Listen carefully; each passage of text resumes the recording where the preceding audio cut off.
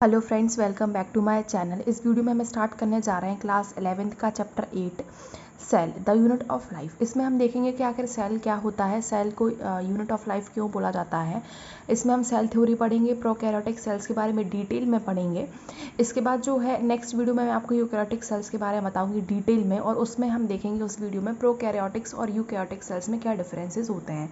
ये जो नोट्स हैं मेरे खुद के हैंड रिटन नोट्स हैं और आपकी एनसीईआरटी से ही बनाए हुए हैं, तो आपको फिर से एनसीईआरटी पढ़ने की कोई भी ज़रूरत नहीं है। इससे आपके बेसिक कंसेप्ट एकदम क्लियर हो जाएंगे। और जो ये नोट्स है मैं आपको डिस्क्रिप्शन बॉक्स में प्रोवाइड कर दूंगी, जिससे आपको फिर से अलग से नोट्स ना बनाना पड़े और टाइम वेस्ट ना करना पड़े। तो आइए हम स्टार्ट करते हैं।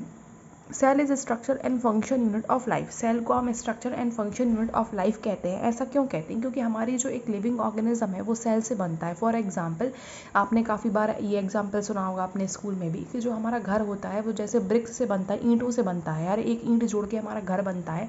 तो अगर हम बोलें कि बेसिक यूनिट घर की क्या है, तो वो है ईंट। सिमिलरली हमारी कोई लिविंग ऑर्गेनिज्म की बेसिक यूनिट पूछे क्या है, तो वो है सेल। इसलिए हम सेल को functional and structure unit of life कहते हैं।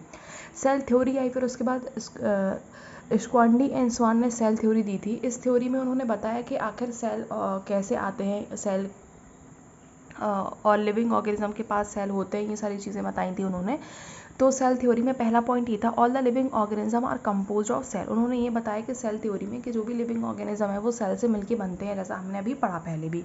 सेकेंड, उन्होंने बताया all cell arise from pre existence ones. इन्होंने क्या बताया कि जो भी सेल होते हैं वो अपने प्री एग्जिस्टेंस सेल से बनते हैं। फॉर एग्जाम्पल, अगर मान लो 3 सेल होंगे, 3 सेल से मान लो ये इतने सेल बने, तो ये किससे बने? ये प्री एग्जिस्टेंस सेल से बने, मतलब इनके पुराने सेल से बने। तो जो भी नए सेल्स बनते हैं वो अपने पुराने सेल से ही बनते हैं। फिर हम देखते हैं सेल को दो टाइप के सेल होते हैं, प्रोकैरियोटिक सेल्स और यूकैरियोटिक सेल्स। बेसिक डिफरेंस अगर आपसे कोई भी पूछे कि प्रोकैरियोटिक और यूकैरियोटिक सेल्स में क्या डिफरेंस होता है, तो प्रोकैरियोटिक सेल्स जो होते हैं do not have membrane bound nuclear, मतलब उनका जो जेनेटिक मटेरियल होता है वो किसी भी मेम्ब्रेन से बाउंडेड नहीं होता, सराउंडेड नहीं रहता। वेयरएज जो यूकैरियोटिक सेल्स होते हैं उनका जो जेनेटिक मटेरियल होता है वो क्या होता है, एक मेम्ब्रेन से बाउंडेड होता है, सराउंडेड होता है एक मेम्ब्रेन से। दूसरा पॉइंट ये होता है कि यूकैरियोटिक सेल्स में काफ़ी ऑर्गेनेलीज भी देखने के लिए मिलती है। फॉर एग्जांपल, माइटोकॉन्ड्रिया देखने के लिए मिलता है, और भी सारी चीज़ें देखने के लिए मिलती हैं जो कि प्रोकैरियोटिक सेल्स में देखने के लिए नहीं मिलती हैं। अब हम देखते हैं कि सेल्स कितने शेप एंड साइज़ के होते हैं। तो हमें ये पता चलता है कि सेल जो होते हैं कोई भी शेप एंड साइज़ के हो सकते हैं, मतलब एकदम स्मॉल से सेल से लेके आपको एकदम बड़े सेल तक मिलेंगे। फॉर एग्जांपल, एकदम स्मॉल सेल अगर की बात करें तो हम माइकोप्लाज्म है, और लार्जेस्ट सेल की बात करें तो ऑस्ट्रिच एग है, जो उसका वो सबसे लार्जेस्ट है। नर्व सेल है, वो लॉन्गेस्ट है। तो हमने ये देखा कि cell differ greatly in size, shape and activities. जो सेल्स होते हैं वो शेप, साइज़ और एक्टिविटीज़ में बहुत डिफर करते हैं। अब जो होती है शेप एंड साइज़ जो होती है सेल की, वो उनके फंक्शन पे वेरी करती है। द शेप ऑफ सेल में very with the function they perform.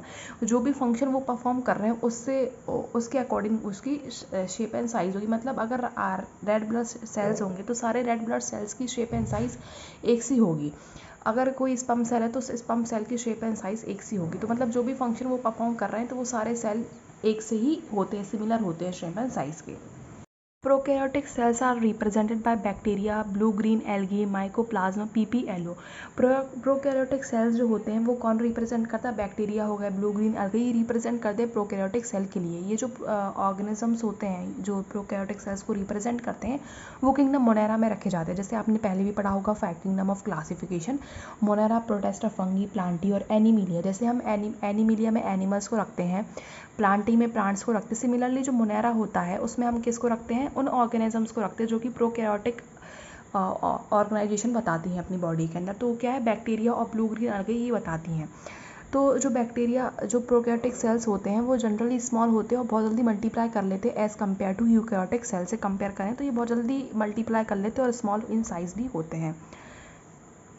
जो प्रोकैरियोटिक सेल्स होते हैं और जो उनको रिप्रेजेंट भी करते हैं वो काफ़ी ज़्यादा छोटे छोटे होते हैं, शेप एंड साइज़ में काफ़ी छोटे होते हैं। अब प्रोकैरियोटिक सेल्स जो होते हैं क्या क्या कंटेन करके रखता है? Cell envelope, cytoplasm, genetic material और राइबोसोम्स।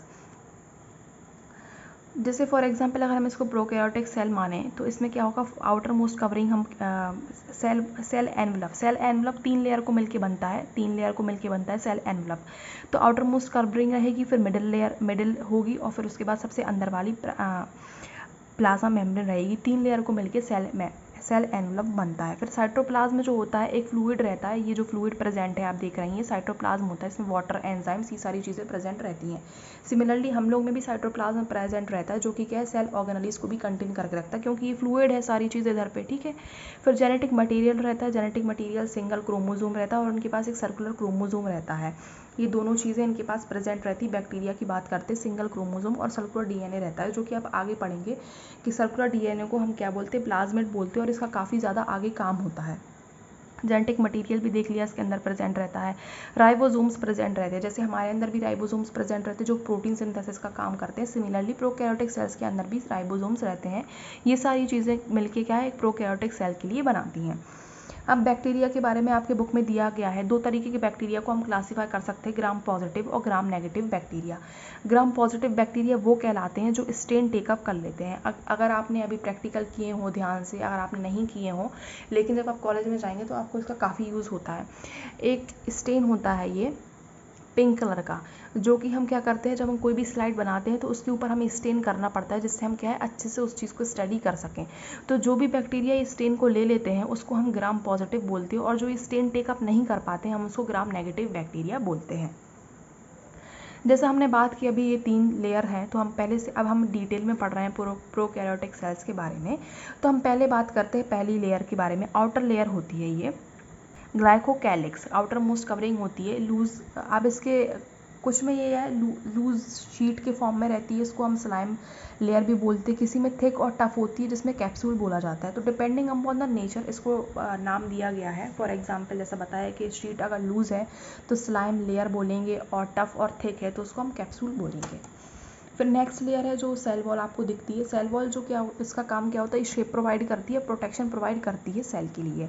फिर हम आते हैं प्लाज्मा मेम्ब्रेन के पास। प्लाज्मा मेम्ब्रेन जो होती है सेमी परमिएबल होती है, जो कि क्या करती है, कंट्रोल करती है मूवमेंट ऑफ मॉलिक्यूल्स इनसाइड और आउटसाइड का, वो क्या करती है, मेंटेन करती है। तो जैसे सेल वॉल की बताया मैंने आपको, स्ट्रांग होती है structure, shape of cell, strong एक स्ट्रक्चर प्रोवाइड करती है और शेप ऑफ सेल भी देती है। प्लाज्मा मेम्ब्रेन जो होती है सेमी परमिएबल होती है। ये सेमी परमिएबल जैसे आपको पता होगा कि हर एक मॉलिक्यूल को ये परमिशन नहीं देती है अंदर से मूवमेंट करने का, कुछ सिलेक्टिव मॉलिक्यूल्स को परमिशन देगी ये मूवमेंट करने का। फिर हम देखते हैं मेसोसोम्स दिया हुआ है आपकी बुक में। मेसोसोम ये जो होता है प्लाज्मा मेम्ब्रेन से ही बनता है। जब प्लाज्मा मेम्ब्रेन फोल्ड हो जाता है तो उससे मेसोसोम बनता है। उसके बाद बैक्टीरिया को हमने एक और चीज़ में डिवाइड करके रखा है, मोटिलिटी में, मतलब वो मूव कर सकता है या मूव नहीं कर सकता है। तो अगर वो मूव कर सकता है with the help of flagella, उसके पास फ्लैजला प्रेजेंट है तो हम उसको मोटाइल बोलते हैं। और अगर उसके पास फ्लैजला प्रेजेंट नहीं है और वो मोबाइल मतलब कि फ्लैजला नहीं है तो वो मूव ही नहीं कर पाएगा, तो हम उसको नॉन मोटाइल में रखते हैं। फ्लैजला जो है 3 चीज़ों से मिलकर बनता है, फिलामेंट, हुक और बेसल बॉडी। ये तीन पार्ट होते हैं किसके, फ्लैजला के, ये 3 पार्ट होते हैं। उसके बाद जैसा आप देखेंगे इसमें, ये मान लो एक बैक्टीरिया सेल है और इसकी फ्लैजला निकली हुई है, तो मतलब ये क्या है, मोटाइल है, ये हेल्प करेगा मूवमेंट में। फ्लैजला 1 या 2 नंबर में ही प्रेजेंट रहते हैं हमेशा बॉडी में। पिली और fimbriae are also surface structure of bacteria. ये दोनों चीज़ें भी जो होती है सरफेस स्ट्रक्चर ऑफ बैक्टीरिया रहती है, मतलब बैक्टीरिया के सरफेस पे प्रेजेंट रहती है, लेकिन उनका कोई भी काम नहीं रहता, मूवमेंट में ये कोई भी हेल्प नहीं करती हैं। फिर नेक्स्ट हम देखते हैं राइबोसोम्स जो हमारे अंदर भी प्रेजेंट रहते हैं। इनमें 70S राइबोसोम्स प्रेजेंट रहते हैं, जो कि 2 सब यूनिट से मिलकर बनते हैं, 50S और 30S, 2 सब यूनिट से मिलकर बनते हैं, जो कंबाइन करके 70S बना लेते हैं। इसका काम क्या है, प्रोटीन सिंथेसिस काम जो हमारी बॉडी में भी रहता है। अगर मान लो mRNA से काफ़ी सेवरल राइबोसोम्स जुड़ जाती हैं तो वो क्या बना लेती, पॉलीसोम बना लेती हैं या पॉलीराइबोसोम बना लेती हैं। अब हम देखते हैं कि आपके बुक में एक और चीज़ दी हुई है, इंक्लूजन बॉडीज़। इंक्लूजन बॉडी वो होती हैं जब क्या होता है, रिजर्व फूड मटेरियल जो होता है प्रोकैरियोट्स में वो साइटोप्लाज्म में क्या होता है, स्टोर हो जाता है, तो उसको हम इंक्लूजन बॉडी कहते हैं। इतना आपके बुक में दिया हुआ है, मैंने हर एक चीज़ जो है इंपॉर्टेंट वो सारी चीज़ें कवर की हैं। अब आपको फिर से एनसीईआरटी पढ़ने की कोई भी ज़रूरत नहीं है। आई होप आपको वीडियो पसंद आई होगी। Please like, comment and subscribe करना ना भूलें। And thanks for watching my video.